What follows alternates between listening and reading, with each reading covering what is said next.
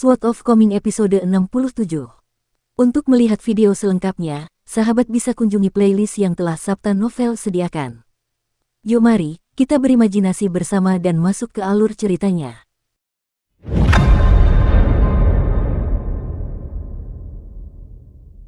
Selama beberapa hari sebelum Qi Jingchun meletakkan sumpit itu, beberapa pertanda buruk mulai muncul di kota itu.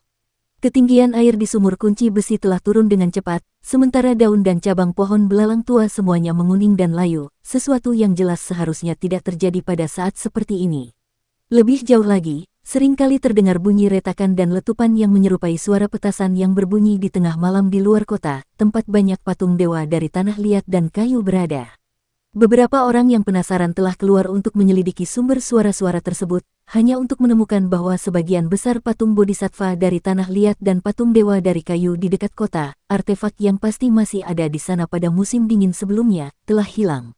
Terdapat pula prosesi kereta lembu dan kereta kuda yang terus-menerus berjalan di sepanjang Fortune Street dan Peachleaf Alley, dan bahkan di tengah malam, orang masih dapat mendengar suara hentakan kaki kuda di jalan berbatu biru di luar. Orang-orang luar yang anggun dan berpakaian bagus itu juga mulai meninggalkan kota itu dengan tergesa-gesa, sebagian besar dari mereka mengenakan ekspresi tidak senang, dan mereka sering terlihat menunjuk ke arah sekolah di kota itu dengan ekspresi tidak senang di wajah mereka. Penjaga gerbang timur kota, Zheng Dafeng, tampaknya telah menghilang begitu saja, namun tidak ada upaya untuk mencari penggantinya. Oleh karena itu, kota itu menjadi seperti orang yang kehilangan gigi depannya, dengan orang-orang datang dan pergi sesuka hati.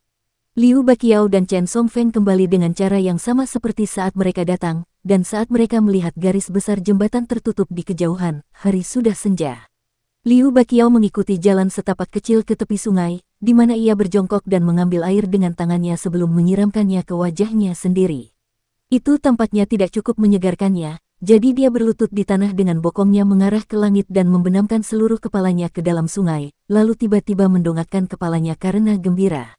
Dia menoleh ke arah Chen Songfeng yang berkeringat deras, dan mengejek, apakah semua sarjana lemah dan ringkih seperti dirimu?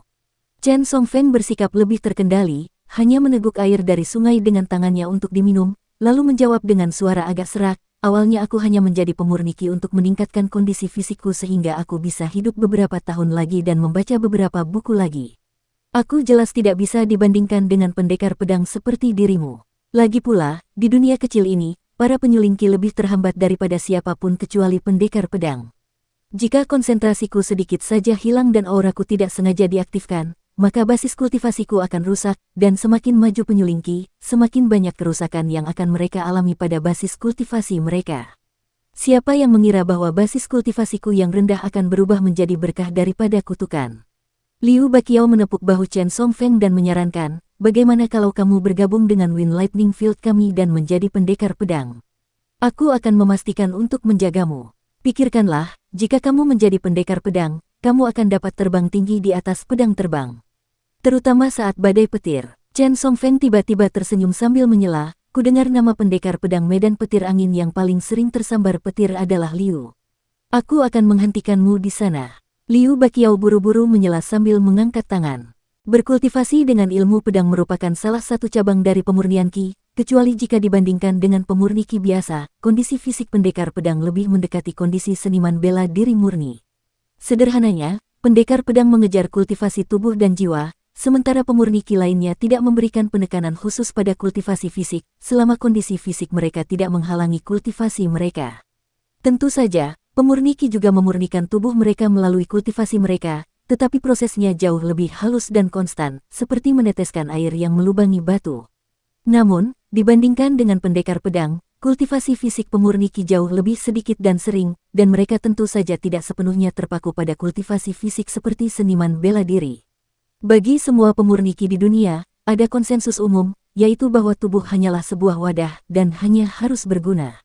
Jika seseorang cukup beruntung untuk mendapatkan tubuh Vajra yang tidak dapat dihancurkan atau tubuh yang berkilau tanpa noda, maka itu tentu saja ideal, tetapi tentu saja tidak layak mengorbankan pengejaran mendasar seseorang terhadap Dao Agung hanya untuk memajukan konstitusi fisiknya.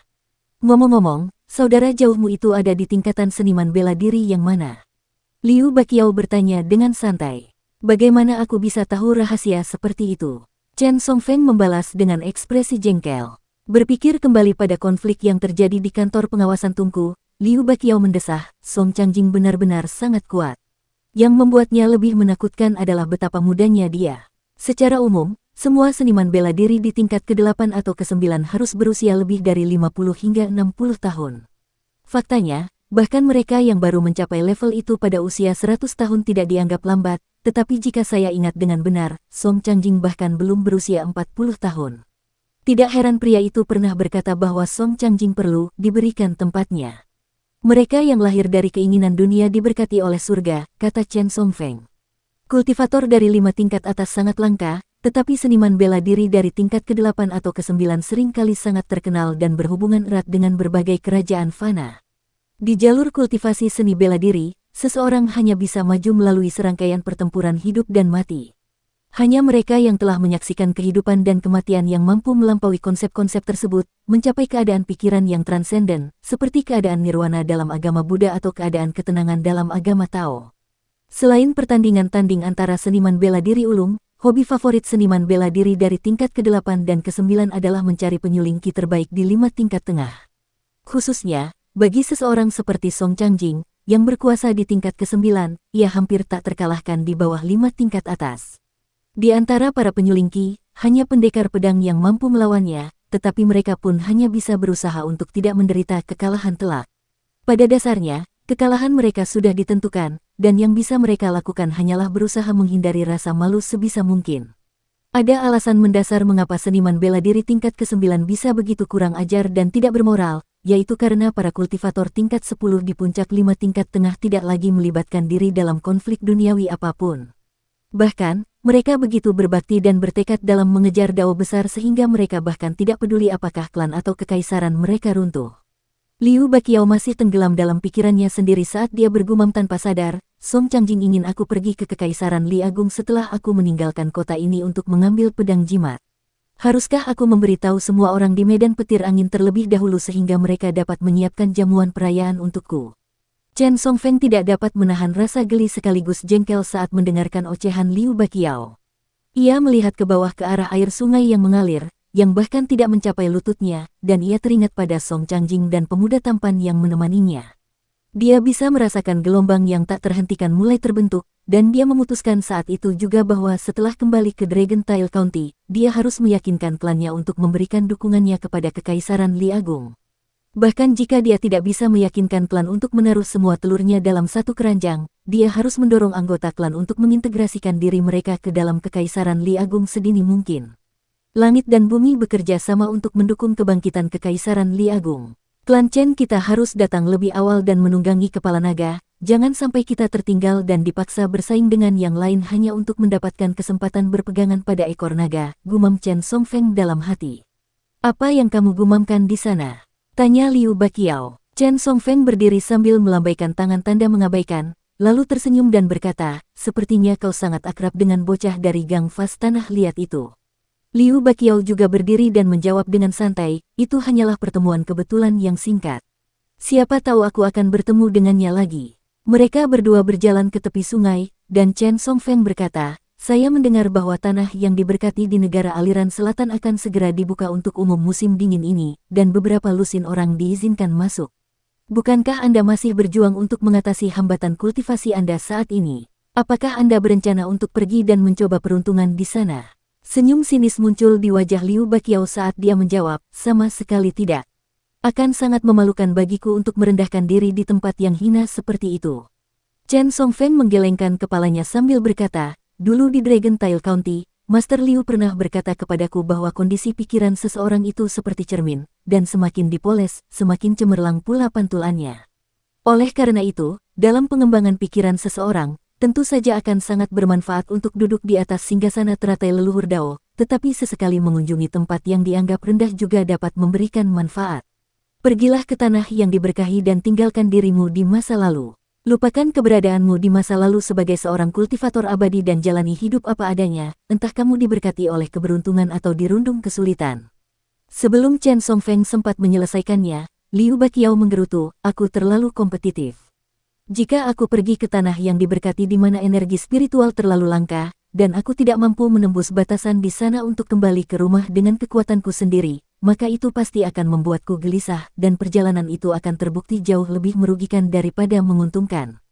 Jika aku akhirnya diganggu oleh penduduk setempat selama berada di tanah yang diberkati, maka itu akan menjadi satu hal lagi yang membebani hatiku. Setelah jiwaku pulih, aku pasti akan turun ke tanah yang diberkati dalam wujud asliku untuk membalas dendam, bahkan jika aku harus membayar harga yang sangat mahal untuk melakukannya, tetapi jika aku melakukannya, itu akan bertentangan dengan apa yang awalnya ingin kulakukan. Dukung terus channel YouTube Sabta Novel. Liu Baqiao menggenggam kedua tangannya di belakang kepalanya, dan ekspresi menghina muncul di wajahnya saat dia melanjutkan, jangan berbasa-basi di sini.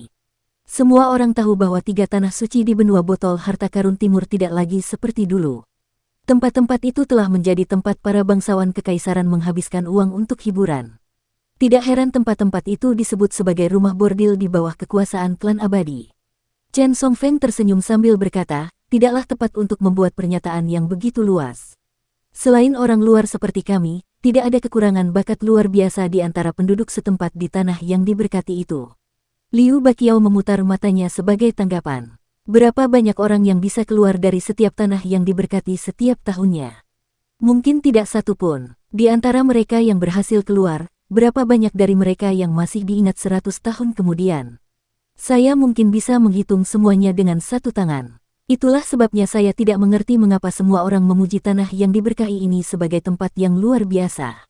Bahkan ada beberapa orang yang menyatakan bahwa memiliki sebagian hak penguasaan atas tanah yang diberkahi sama berharganya dengan memiliki seorang penggarap 5 tingkat atas. Itu benar-benar gila. Chen Songfeng tersenyum sambil berkata, tanah yang diberkati dapat menghasilkan manfaat dalam jangka waktu yang lama, serta kejutan sesekali. Yang terpenting, ini adalah manfaat pasif yang datang tanpa kerja keras, siapa yang tidak ingin mendapatkan sesuatu seperti itu.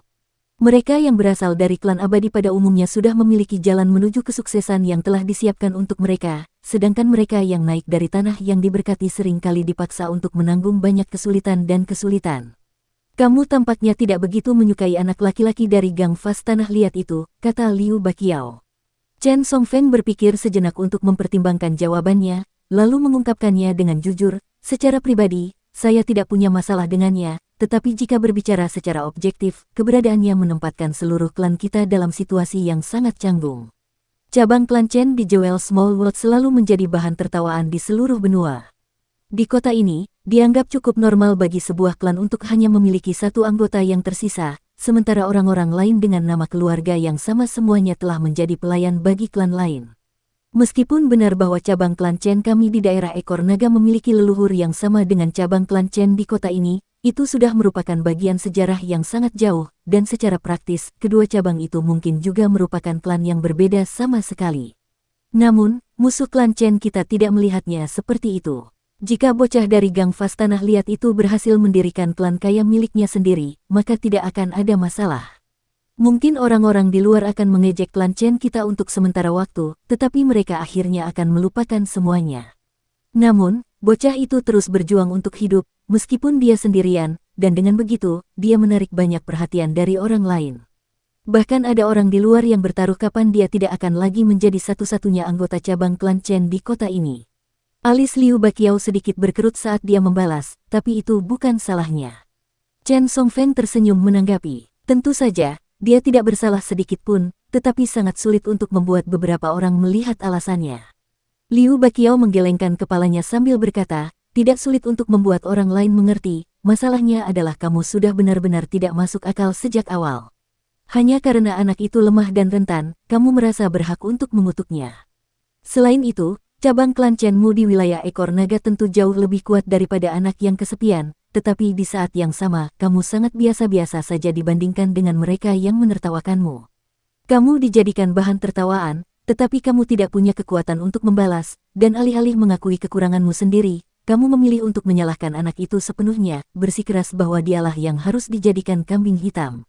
Aku yakin jika bukan karena peraturan yang melarang pembunuhan penduduk lokal Jewel Small World, seseorang dari cabang klan Chenmu pasti sudah membunuh anak muda itu secara diam-diam, tanpa alasan apapun kecuali untuk menyelamatkan muka. Wajah Chen Songfeng cepat-cepat memerah karena malu, tetapi dia tidak punya argumen balasan yang masuk akal untuk dikemukakan. Tangan Liu Baqiao masih terkepal di belakang kepalanya saat dia menatap langit dengan sikap acuh tak acuh dan berkata, Aku tahu kamu bukan tipe orang seperti itu, tetapi sayangnya, orang-orang seperti kamu adalah bagian dari minoritas. Izinkan aku memberikan contoh di sini yang berhubungan dengan diriku sendiri. Kera penggerak gunung dari Gunung Sunskok itu tidak dapat mengamankan kitab suci pedang, dan dia takut bahwa Wind Lightning Field kita akan mendapatkannya, jadi dia membunuh anak laki-laki dengan nama keluarga Liu itu. Apakah menurutmu apa yang dia lakukan itu masuk akal?